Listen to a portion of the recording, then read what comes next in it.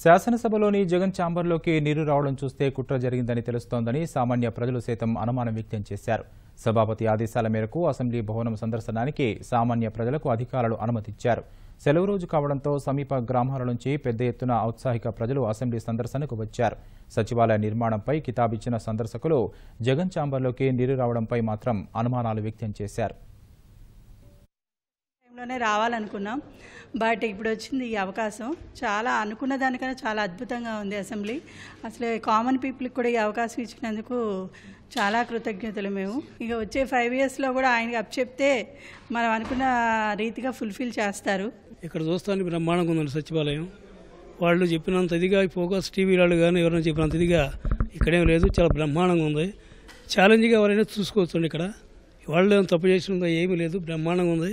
అదేదో పైపు పైన పగిలిందంటే దాంట్లోంచి వాటర్ తప్పితే కడతం మాత్రం అన్ని విధాలా బ్రహ్మాండంగా ఉందండి.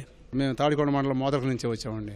ఈ శాసనసభ ఆవరణ సెక్రటరీ అన్నీ చక్కగా ఉన్నాయండి. చూస్తానికి కూడా బాగా కట్టడాలు కూడా బాగానే ఉన్నాయి. ఆ రూమ్ ఏదో ఒక పైపు లీకేజ్ వల్ల వాటర్ వస్తే అదేదో నిర్మాణాల లోపం అది ఇదని ఈ విమర్శలు ఇవన్నీ గందరగోళమే కానీ ఏం లేదండి.